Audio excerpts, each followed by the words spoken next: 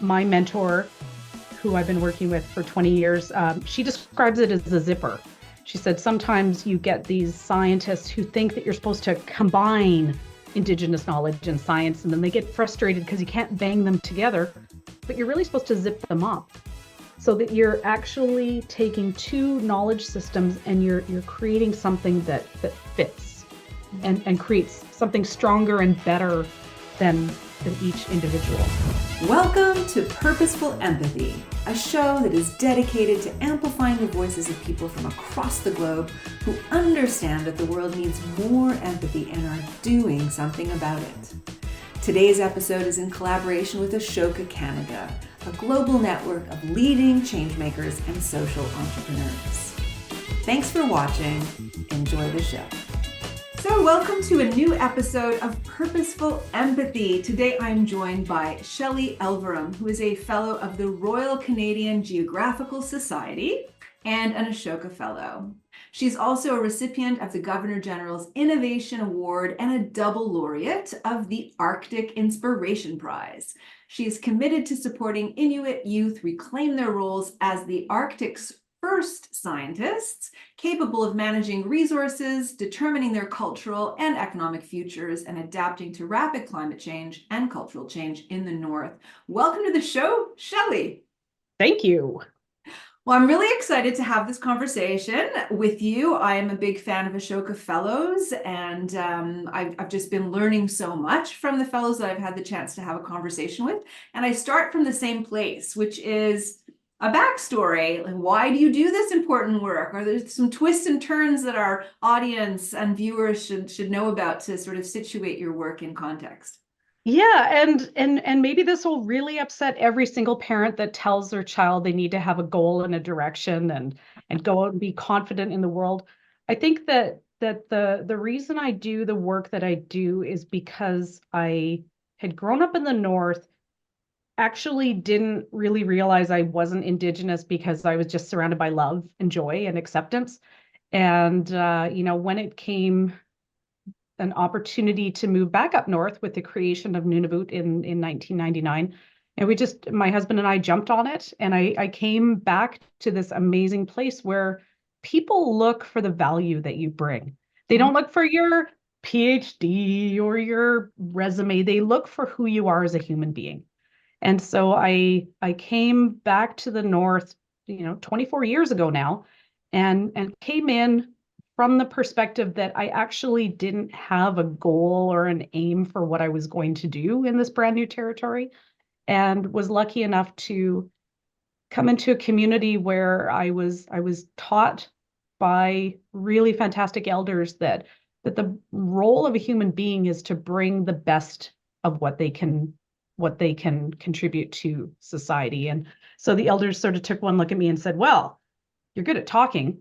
So, we've got this mining company that is wanting to set up shop and, is going to have a tremendous impact on our lives. So, maybe you can take the stuff that you know and help the youth to understand how to advocate for people. And I said, oh, I don't work with youth like that. I'm not a teacher or a youth worker, but I am an anthropologist, and I am in a position where I've had the privilege of higher education and working in environmental assessment.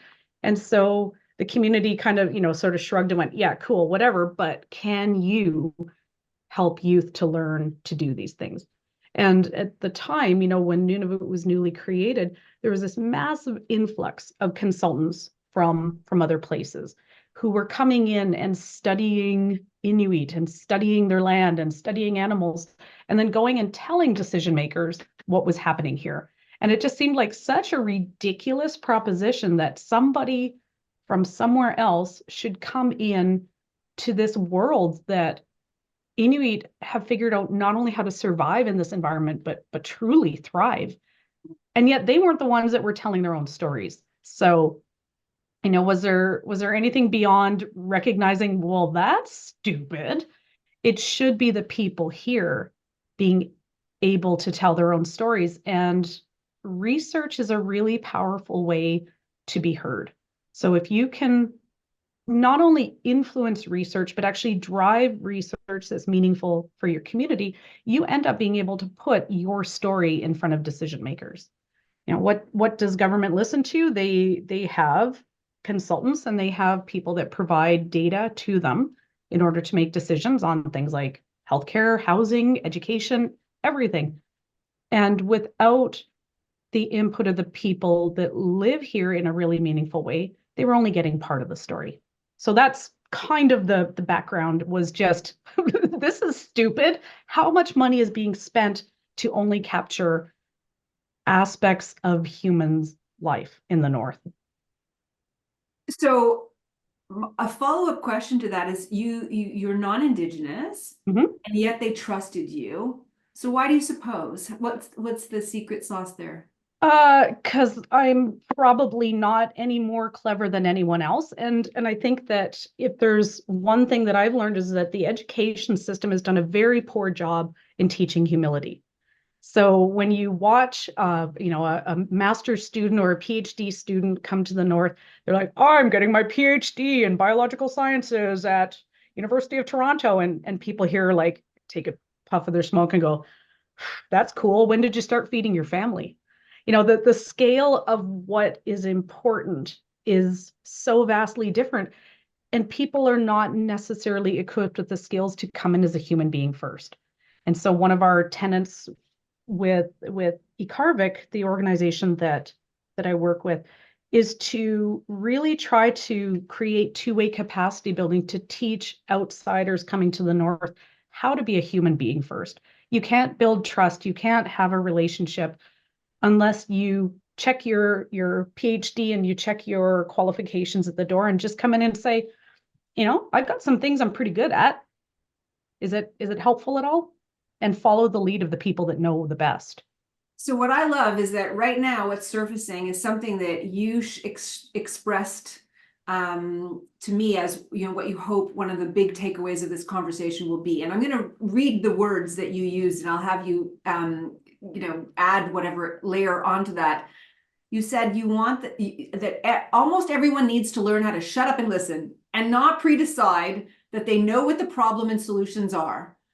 Okay, tell me more. Go for it. Oh boy. There's times here when I think to myself, I actually should be studying non-Inuit who come to the territory, who have a background and a training and a certain filter that this is a place filled with problems.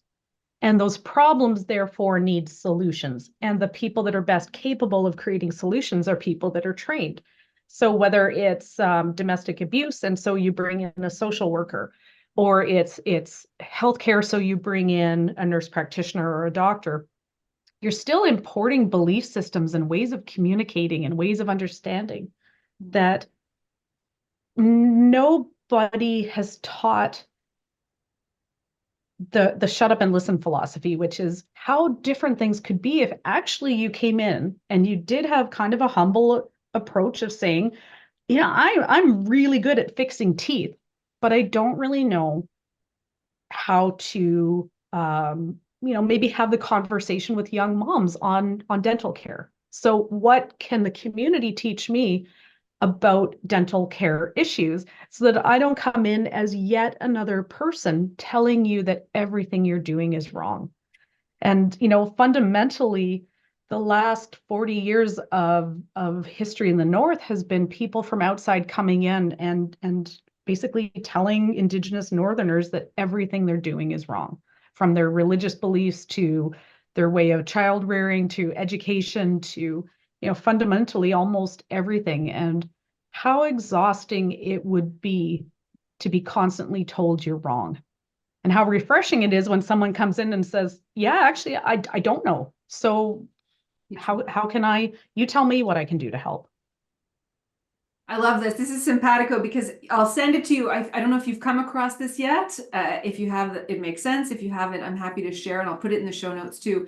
There's a TEDx talk literally called Shut Up and Listen, and it's about Ah, Brilliant. It's about foreign aid going overseas and the people who bring the foreign aid like know what to do and how that's not true and how important humility and listening is to social impact work. So I'm simpatico with this message in a big way. Well, this message came to me very early on with a young woman that I started working with when I was 28 and had just moved here, and she was 16 and really struggling in high school. But I just, there was this brilliance in her. And I was lucky enough that she took me under her wing and said, "Oh my God, can you just shut up?" like, just shut up. And so we actually did write a book chapter together for graduate students called "Shut Up and Listen." So it's a very, I Can you think send it to me? yes, it's a universal theme on how, and I think this is going to connect into our conversation on empathy, is it's super easy to mistake sympathy for empathy, or this single-minded sense that if you just work hard enough and if you just bring your credentials, you can do great things if you just try hard enough, rather than shutting up and listening to what actually needs to be done. Mm, beautiful. Okay, I know we're going to get to the empathy piece because I'm very curious about the question. But first, just for those who are not familiar with your work, you're the founder of Ikaarvik, is that right? Mhm. And what Well, is the I like to say I'm the supporter of order? the Look at founding. that. Look at the reframe. Yes. The Well, okay. yeah, because I think, again, there's a really bad history of organizations being created to quote unquote deal with the problems of the North. I supported so the I guess the origin story of Ikaarvik is that seeing this gap in decision making and having the community say to me, "Well, can you teach youth how to do this?" I mean, terrified the crap out of me because I'm like, "What, youth? I don't know how to do this." But became an opportunity to say, okay, so how could that actually happen? And so I had worked with Arctic College to offer a course called Environmental Technology. And at the time, I was told, "Oh, there's no way you can run a course like that in a small remote community. You'd be lucky to have 2 graduates. Inuit don't like science." And so the graduation photo was 14 guys holding up 2 fingers like this, like a V, which looks like V for victory, but it was actually two, really two. Because I told them on day one, "Hey, guess what, you guys? You guys all hate science and you're not going to succeed." And they're like, "What? Guess what? This is what the world believes of you." And they were remarkable. I mean, just absolutely outstanding at figuring out ways to utilize both science and Indigenous knowledge to really look at environmental assessment, environmental monitoring.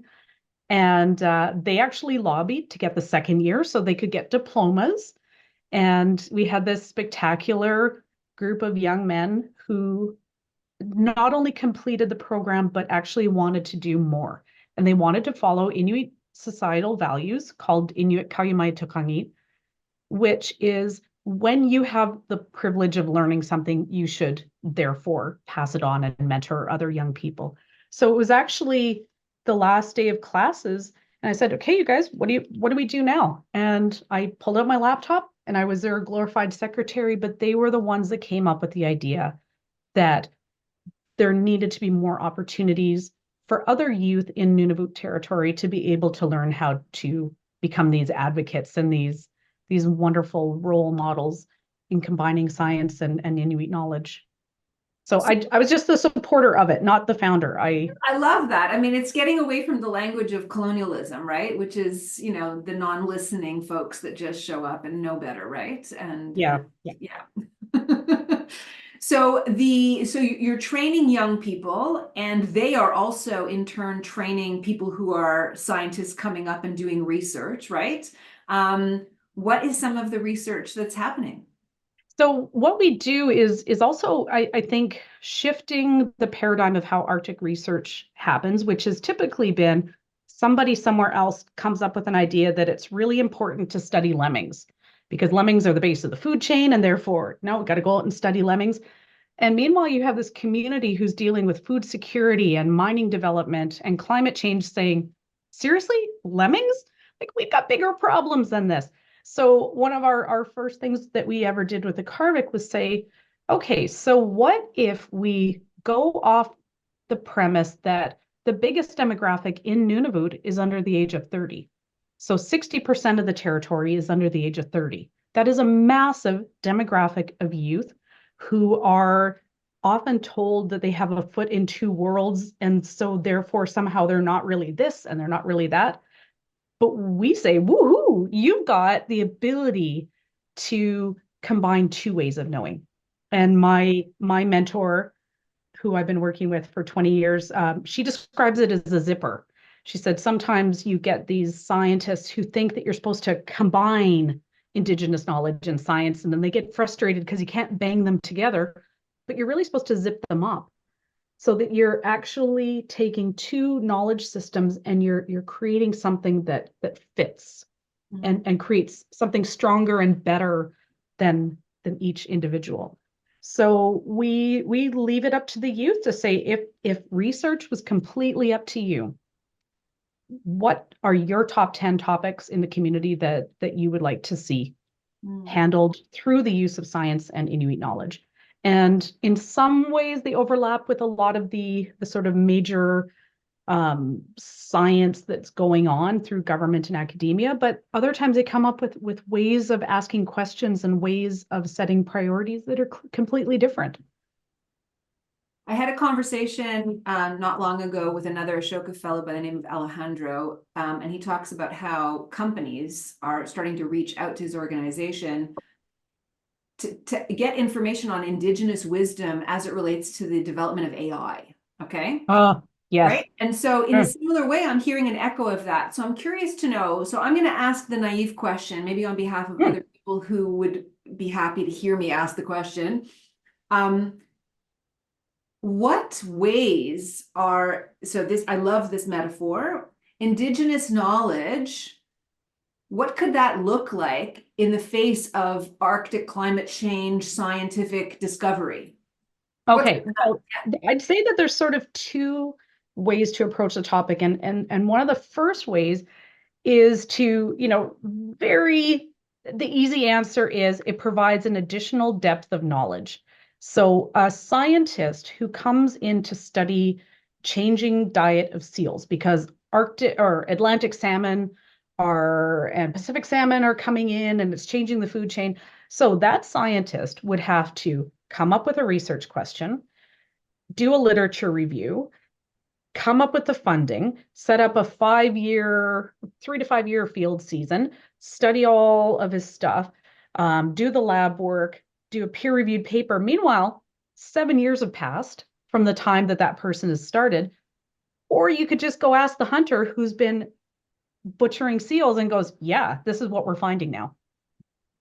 With something like climate change, we need answers now, and science is actually pretty new in the Arctic. So if you just consider that Indigenous knowledge is a lot more precise, but also a lot more timely in being able to provide answers, but it also has an incredible time depth to the knowledge.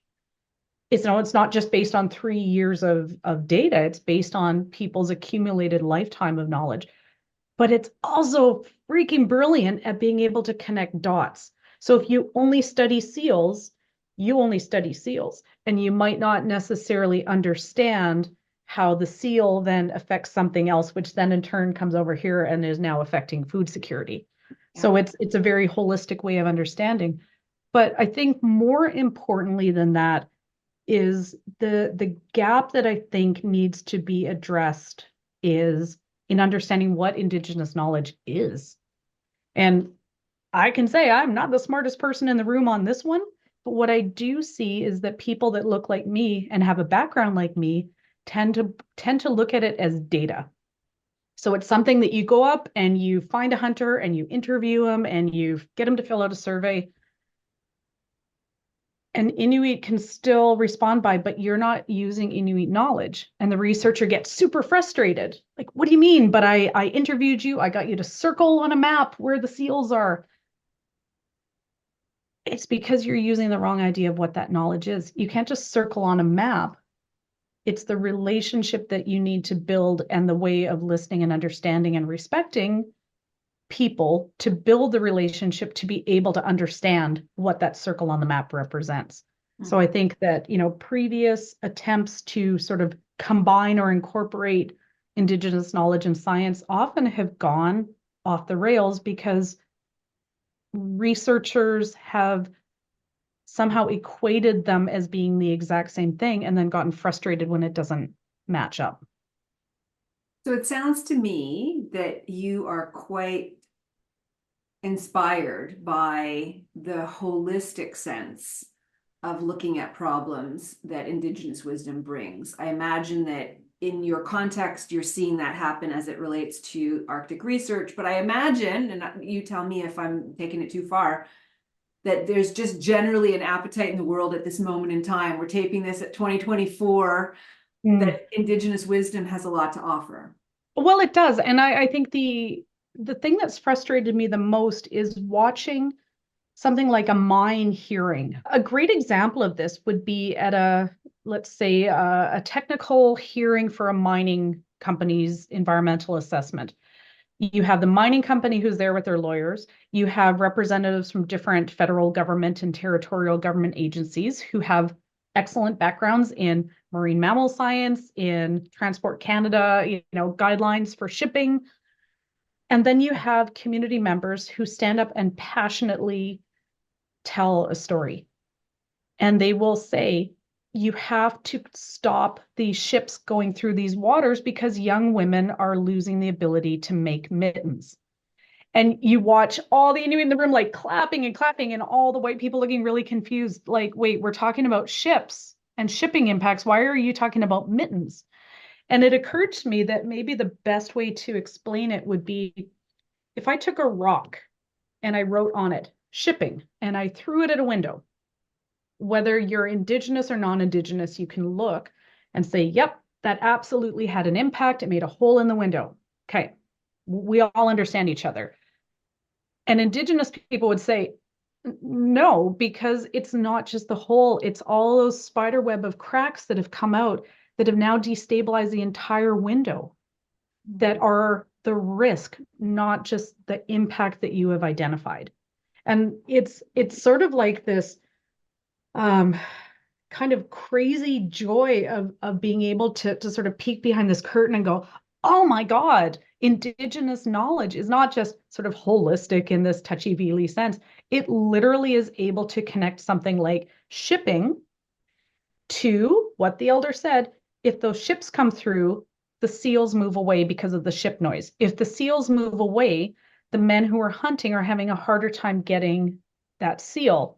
If they're having a harder time getting the seal, there's less seal skin coming back into the community. If there's less seal skin coming back in the community, there's less seal for a woman to process into a pelt. And if there's less pelts, that young women now are losing the ability to make mitts. So shipping and mitts, absolutely, 100% makes sense when you follow the more holistic way of seeing those spider webs of impacts that come out. And that's where I think the person who has been trained in science is very good at looking at one small discrete point and super excellent at honing in on a detail like the amount of phosphorus in the soil, but less capable of building the relationship with Indigenous people to learn how that then spider webs out. Right, the system. You need the systems thinkers. Yeah, that makes so much sense. Thank you for that. So this is a podcast about empathy. Mm-hmm. And in the pre notes where we exchange sort of like, hey, is there anything you'd like me to ask you in this conversation? You have written a question that has never been asked before, where you I don't know if you remember, but the question, and it's caught my attention, and I'm so excited to get into this. You wrote, who decides what empathy is and how it should be applied? So what's all that about? So this comes down to so many of the disconnects and impacts of colonization and power, like who holds power. But it seems to me that, and I'm kind of a word nerd, but something like empathy makes a lot of assumptions. And it makes some assumptions that you are in a certain position of, I don't know if privilege is the right kind of word, but it implies to me when I hear it that there's some position that you have to be able to have the luxury of feeling empathy.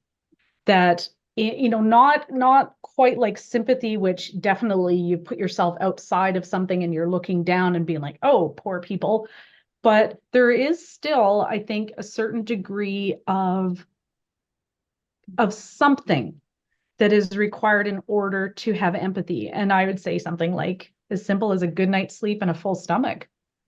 It's sometimes hard to have the ability to have empathy when you're just hanging on for dear life.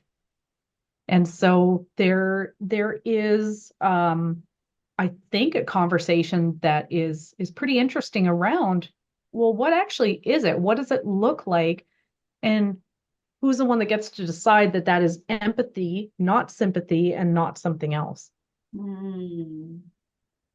Okay, do you want to engage on this? Should we have a chit chat? Yeah, let's do it. Because again, I am definitely not a specialist in empathy, but I do see a lot of very well-intentioned people who come into Indigenous spaces and would probably consider themselves to be empathetic, but maybe identifying their intentions or their thought processes from a different kind of perspective than maybe the communities they're working with. Yeah, working with, very, very important word. Yes.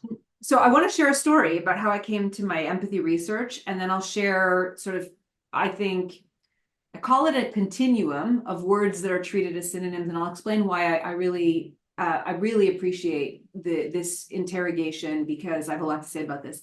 Yay. So I won't do the long story about how I came to interview social entrepreneurs. A lot of them were Ashoka Fellows back in the day. I started my PhD in 2004, and then at a midway point, changed my thesis topic completely, thanks to an intervention with my advisor. I ended up interviewing dozens and dozens and dozens of social entrepreneurs. Some were at like startup stage, some were like, quite far along. Others had actually scaled and they had chapters around the world and were funded by major funding bodies. So I had the whole gamut, and I also had an international group of social entrepreneurs. And I was doing narrative inquiry. I was like, do they have anything in common across all of these different types of social entrepreneurs? I was also agnostic to like what they were working on. Some was access to healthcare or education or climate change or poverty. Like I didn't, I care from the point of view, like, I'm glad that you're doing this work, but I was agnostic to the topic. And the questions were really about their life in order to see whether or not there were any threads that held them in common. Because I was doing my degree in the Faculty of Education. At that point, I realized that I was not interested in educating young people to go out in the world for jobs. I was interested in like the Freirean conception of education, which is like freeing yourself from the shackles of neoliberal thinking and colonial thought and all that kind of stuff. Like, the idea, there's this Portuguese word called conscientization, which is about sort of like recognizing where you are in the world and that you have agency and going out and do something. And I think that that's like, those are light bulb moments in a young person's life where it's like, wow, you can affect change. So I was like, what kind of, like, so these social entrepreneurs are out in the world spending their time and talent and energy trying to create positive change with people. What brings them to that path? And maybe there's something from their lives that I could learn about that might inform my thinking about how to develop pedagogy. Okay. So I came in like curious, and I discovered that all of these social entrepreneurs had two things in common. One is that they all had a service orientation modeled in their home somehow.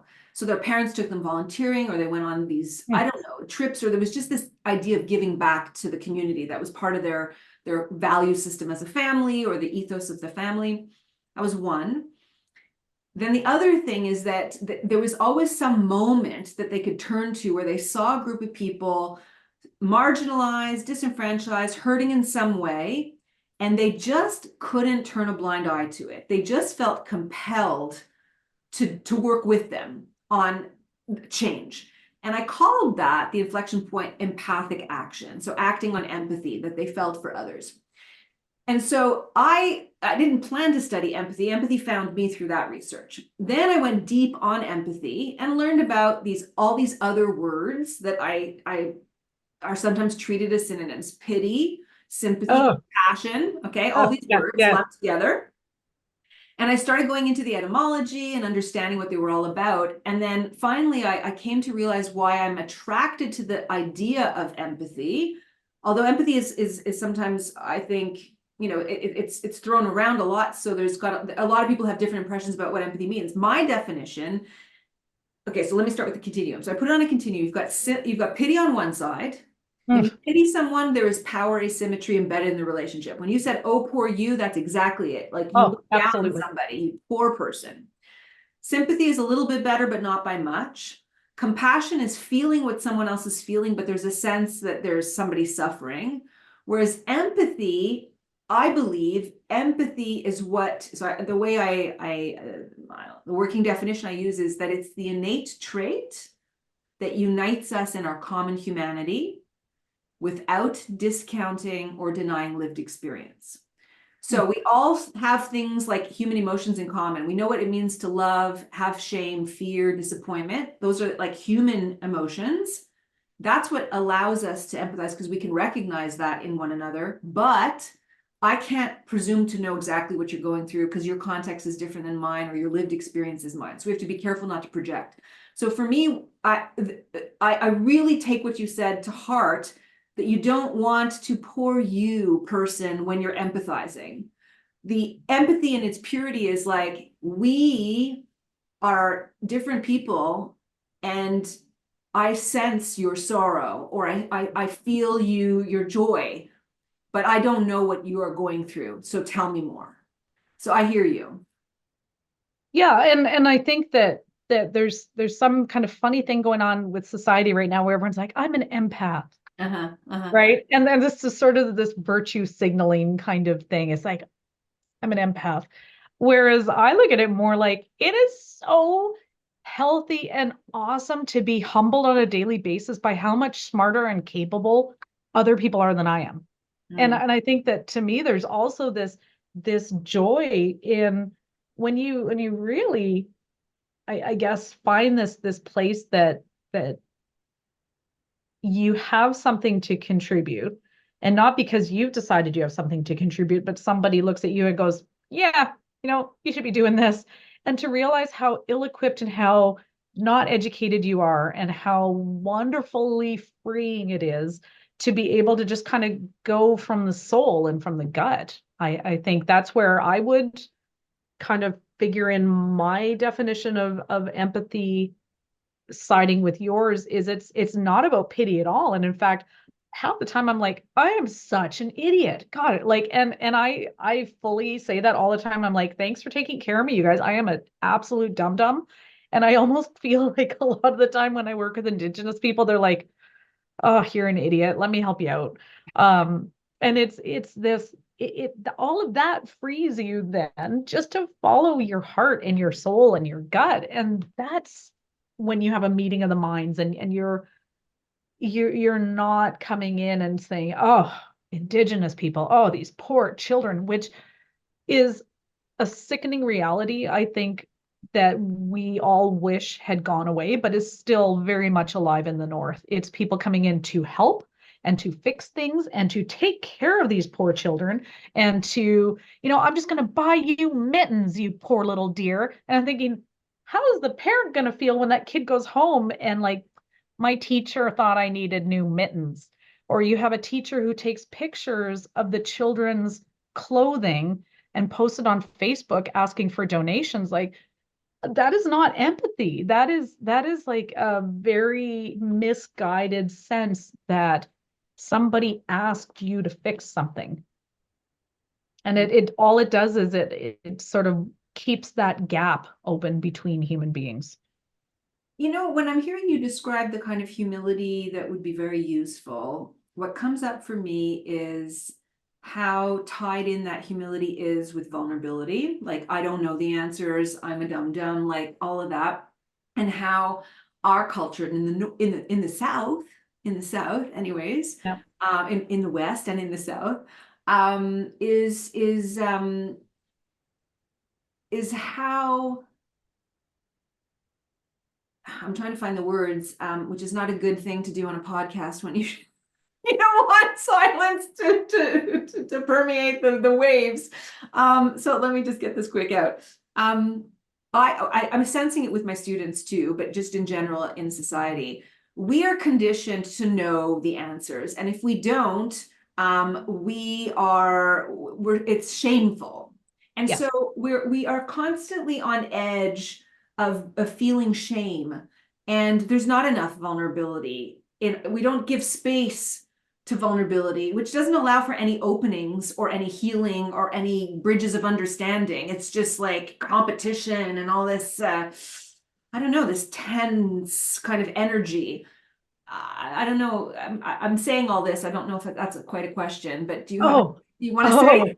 oh, do I ever? In fact, I think that to me is my happiest entry point into these conversations because with Ikaarvik, we use a lot of humor, and Indigenous humor is like the best.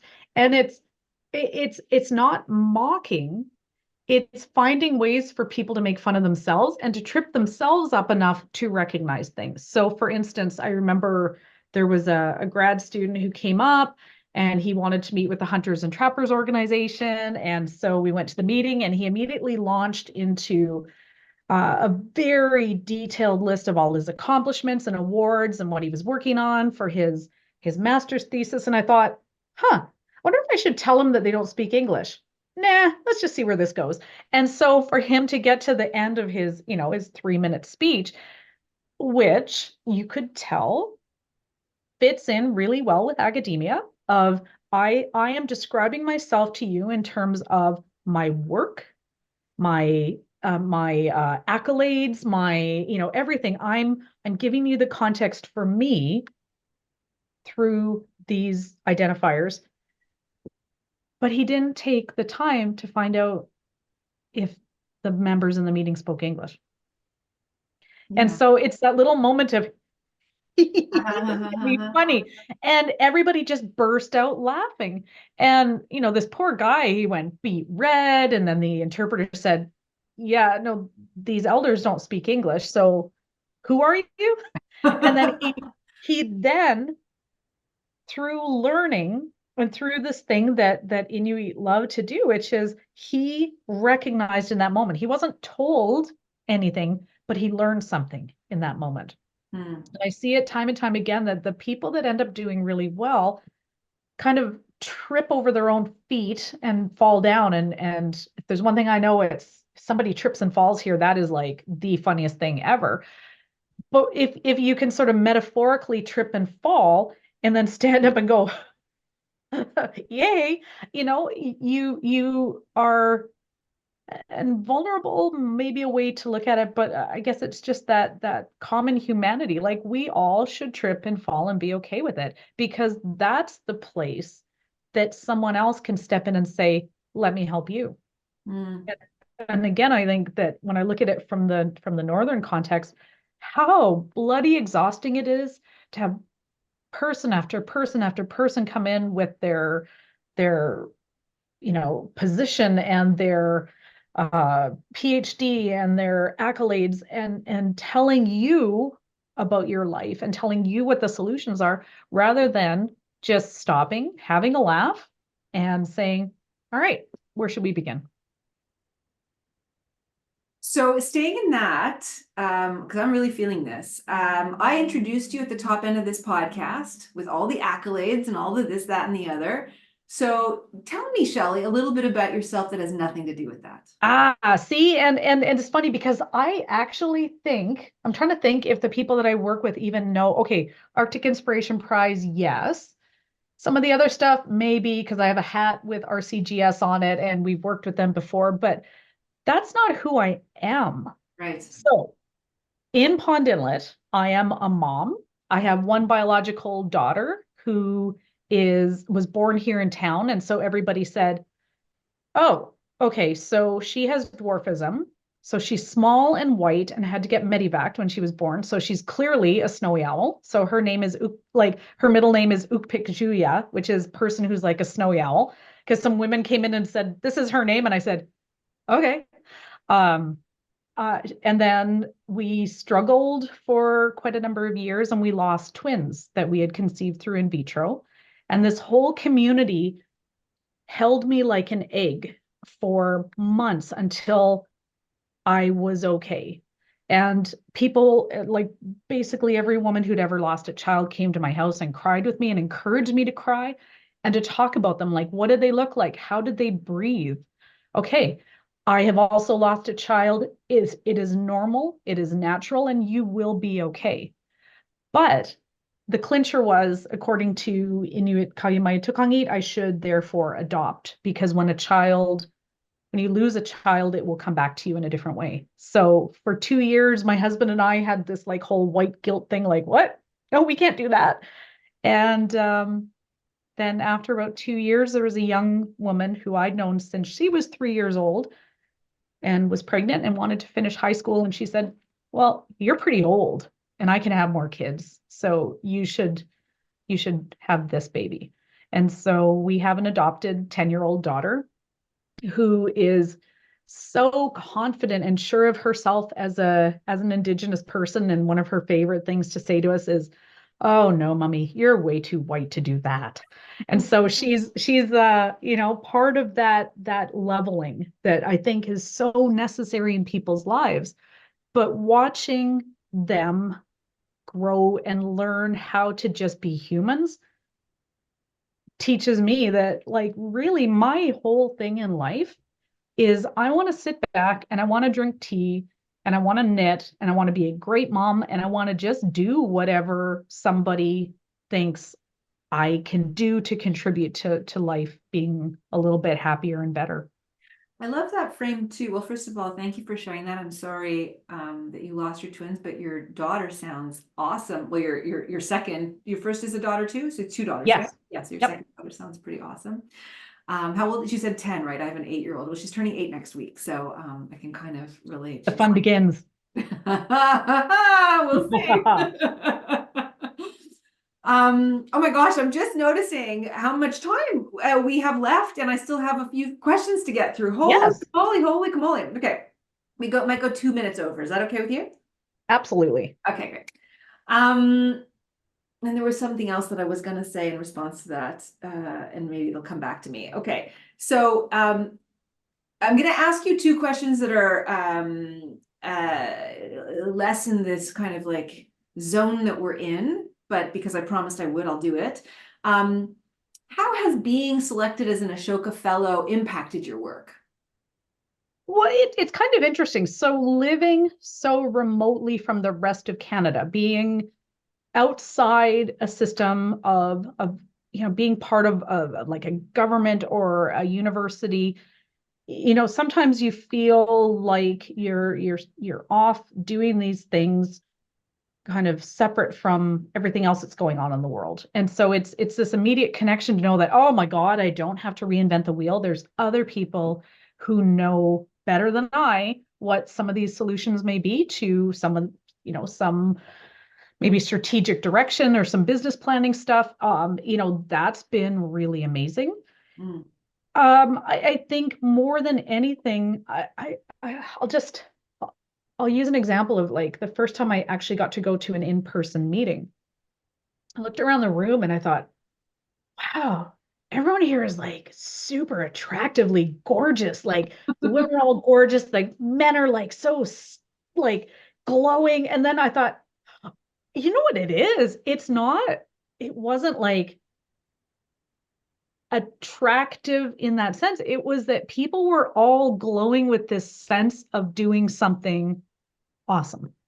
And it totally was visible in this room of like people from all walks of life, of all these different kind of backgrounds and inclinations. And, gender, race, whatever. And I thought, everyone here is fucking spectacular. Oh, sorry, I swore in your podcast. Whoops, edit that out. Beep and spectacular.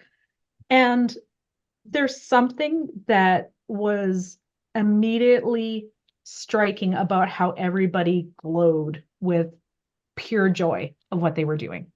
Oh, I love that. I'm so glad I asked this question. Forget Yeah. all the TikTok videos on how to have luminous skin. Become a social entrepreneur.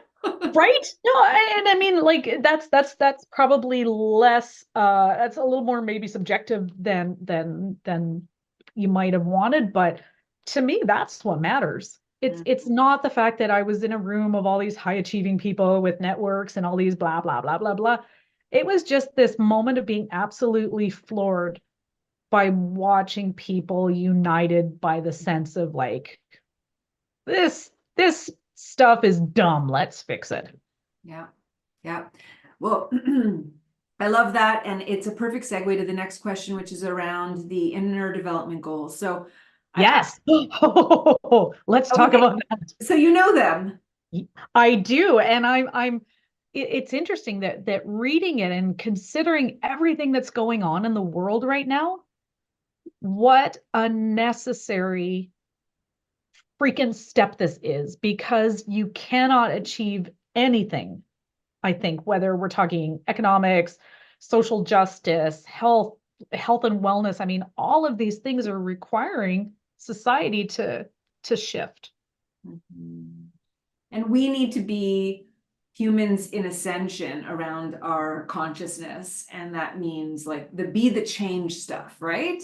And really take that on and really I make literally have a ring that says "Be the change." I don't know if you can read it, but yeah. I love it. I love it.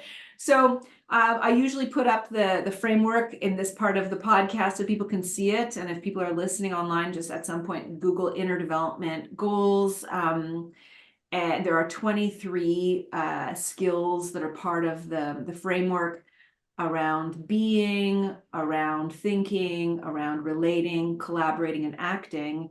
And I wonder in your work whether or not you could speak to like what you think is a skill that you're developing or trying to develop in your work, or what's coming in handy. Like, can you give an example of living one of those skills from the Oh, IDGs? well, the thing is, those goals align really well with a lot of Indigenous societal values. So in Nunavut, Inuit Kaimaitukangit is really has been officially broken down into sort of 8 guiding principles. And so the 8 IQ values run everything from, serving each other, doing what you can to look after your family, your community. It creates this incredible sense of us versus me, right? So just right off the bat, you're placed differently, but you're responsible for the environment. You're responsible for being a learner. Mm. And so one of the things that I've been working a lot with is how do you actually evaluate programs in the Arctic? Because the way that Inuit would evaluate success is probably very different than a government program. And so the way that Inuit have traditionally guided somebody to be a capable human being Mhm. and evaluate as you go along to make sure that you're contributing and you're doing things properly. The the silver and I'll paraphrase because I am not a specialist in Inuit Kaimaitukangit, but the goal is social harmony, Mm. because people understand in such a deep way living in an environment like this that if we don't succeed, you're not going to succeed. And so that underlying value of whatever you do in a way that benefits everybody. So it aligns so well. And for me personally, I think it's shifted my entire way of being a parent, of doing the work that I do, of understanding. I hear people sometimes say, I don't know, what's my purpose in life? And I'm thinking, well, that's the problem right there, is you're trying to figure out your purpose in life rather than your purpose within life. And so I guess when I read those goals, I just see such a link to such an incredibly beautiful Inuit culture that these are things that I think our ancestors, whether you're from the Arctic or you're from Tasmania or you're from Ghana, you probably come from a culture that has always had those, but has maybe forgotten them. That Mhm. somehow in the expansion through Europe and coming across to North America and South America, that somehow things switched from us to me. And society needs to be rejigged to get back to that point where you look at your value in life as what you're contributing to the betterment for everybody. Yeah, I mean, I point the finger at capitalism quite a bit for that one. Well, it rewards you, right? And I think even academia needs to seriously reassess itself in what is a successful student coming out of university? Is it someone who can list out all their accolades and achievements and the papers they've written? Or is it someone who can say, yeah, you know what? I've got some skills. How can I use them? And I think that just in and of itself is society's forgotten to ask that question. And okay, because this has come up a few times in our conversation, especially when you were relating to your own move up north, like how can I be of service? And the community's like, oh, you can Yeah. do this, and then you embraced it because they're the ones who recognize that in you. It makes me think of a friend of mine who's an equine coach, and she works with horses. She adopts them if they're sort of going to reach the end of their life without being, without nature ending Mm, their life, but like, they were show yeah. horses or jump horses and they're going to be slaughtered, and she adopts them and then works with them. I'd known that horses are very attuned to people's emotions, and that could help with PTSD, especially survivors of sexual assault, for example. But I didn't know that horses could also be coaches for just plain old leadership, or just helping you kind of have breakthroughs in some of your limiting beliefs. So I met this woman, and at the time she had 4 horses, and I did a session with her, and I learned so much. And in the meantime, I've come to learn much more from her. I'll include notes to her in the show notes as well. That she talks about, biomimicry is a big deal now, right? Where Mm. you learn from nature. We look at spider webs to figure out how to build bridges. We look at flight patterns of birds to build better aeronautics. Like, it makes sense that nature's figured some stuff out. Why not learn from them? But her belief is also, you look at how animals are together, and you can also make improvements to human systems. And she says that in herds of horses, the alpha male's job is to bring out the best in the herd, and that every herd member has something to contribute. Nobody is idle ever, and they are all contributing to the benefit of the whole. So if one is acting up and is taking something away from the group's capacity to flourish, that horse is going to get a little, one up, Oh, like little chit chat, and if not, they'll be yep. like, bye bye, see you later, because you're hurting the group. And I just feel like that's what you're echoing. I just feel like maybe my big takeaway from this conversation is, like, we all have gifts, and I think what we should maybe learn to lean into is how can we serve the greater good with our gifts? And how joyful that is. And I think somewhere everything has gone completely off, that thinking that you have to chase this happiness through individual um getting your awards or making more money is that route, when really the happiest people that I know might not have jobs, might not have a sort of role in society per se, Yeah. definitely haven't received an award for what they do, but absolutely understand their role in society. And I think that, if you want to take your nature analogy a little further, there's another species that undergoes menopause. Not many species on Earth have females go through menopause. And one of them is killer whales. And the Really? role of the killer whale matriarch is to teach. And that instead of putting her energy into reproduction, she puts her energy into teaching the younger males how to hunt, which then contributes to the greater good. I know, it's amazing. I learn a lot of cool things working with scientists, let me tell you. But if you look at that and you mirror back to how our ancestors have survived, human beings undergo menopause as well, so that our energy can be put into doing something bigger. And again, these things that we lose. And so to take that even one step further, one of the things that I always tell the youth that I work with is my background's in anthropology. I study culture. And one of the first things that I ever really took to heart was that every culture in the world is a perfect reflection of their environment. So whatever nature is, humans will perfectly mirror that. So in the Arctic, this cold place, Inuit culture has adapted igloos for snow houses. They've adapted dog teams to carry them over the snow. In fact, Inuit culture could not survive without snow and ice. It fundamentally would not exist if it wasn't for this environment. And so the beautiful things that exist in nature, I think we've lost touch with how those messages of reflecting nature actually are the things that really bring us the most harmony and the most joy. Oh, well, that's poetry right there, Shelly.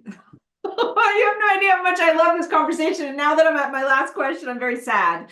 It's like I read A Long Walk from Freedom, A Long Walk to Freedom, Nelson Mandela's book. This is years and years and years ago. It's like 1,000 pages. I remember when I had the last 100, I was like, oh, this book is coming to an end. Read slower. That's how I'm feeling now. So, Shelly, I ask of all of my podcast guests for, like, you know, I don't know, at least 100 now, 150 maybe. If you could share a story from your personal life when you were on the receiving end of empathy, the good empathy, and what that meant for you. I think you already shared one story earlier, but maybe you have another, I don't know.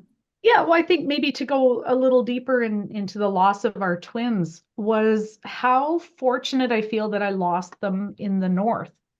And in this hospital here where an Inuit nurse who was originally from this community just sat by my bed and just talked me through everything. And then this feeling of just talking very openly about grief and loss and everything that had happened. And then a doctor came in and said, "Do you need anything?" And I said, "No, no, I'm good." And I'm holding the hand of this wonderful woman. And then he kind of looked at me and said, "No, like, do you need anything?" And I thought, oh my God, you're like asking if I need to be medicated, if I need to medicate my grief away. And the learning experience that I had after losing children, which is the biggest, craziest loss and black hole that you could ever imagine, seeing how communal grief is a completely different thing than being alone in grief.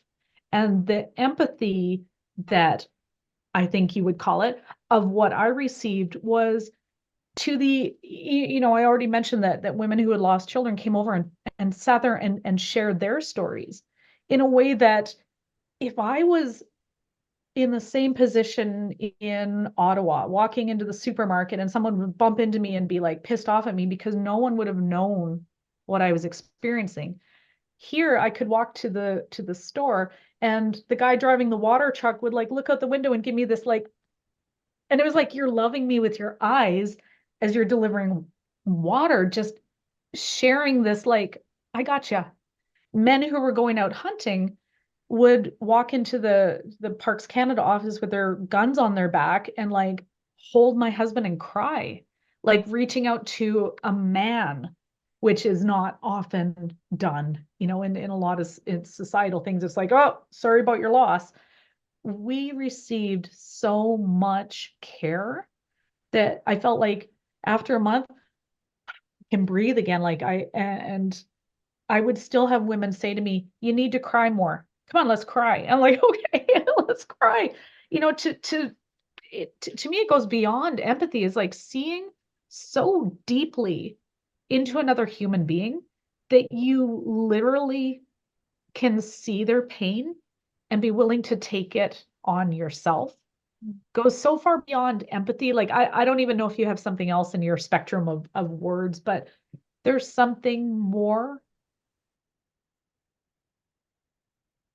loving humanity. And think that that changed my life, that I've been on the receiving end, it's someone who's willing to share the weight of grief and teach me how to do a better job in supporting other people who are also grieving. I'm so moved by that. I'm so moved by that. I'm so moved by that. And at the same time, help me to laugh while going through all of it and understand that it's no disrespect to the babies that I just lost, but it was part of being okay and recognizing that sometimes no matter how hard you try in life, it just isn't going to work the way you want it to, but not to lose sight of the joy. And so the beauty is that in grieving, I could also find myself really having a really good laugh with people that were caring for me.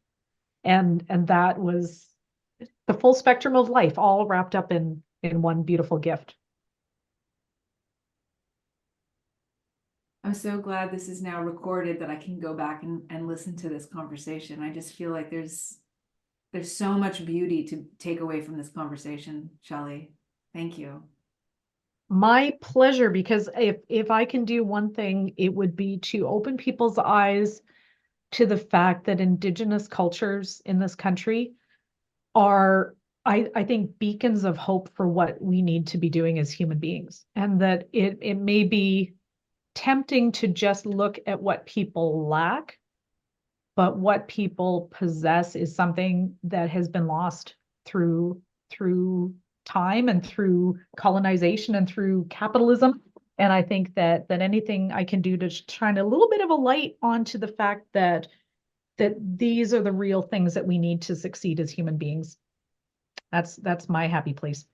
Mic drop moment. Ching. Shelly, thank you for being here. Thank you all for watching and listening. Oh my gosh. Please put some comments and let us know how this conversation inspired you or left you with some insights or some takeaways. Thank you for watching. We'll see you next week at Purposeful Empathy. I want to extend a special thanks to Ashoka Canada for their support. Ashoka Canada is dedicated to fostering social innovation and supporting Canada's highest impact social entrepreneurs. Thanks so much for watching. Hope you'll hit the subscribe button, and we'll see you next week at Purposeful Empathy.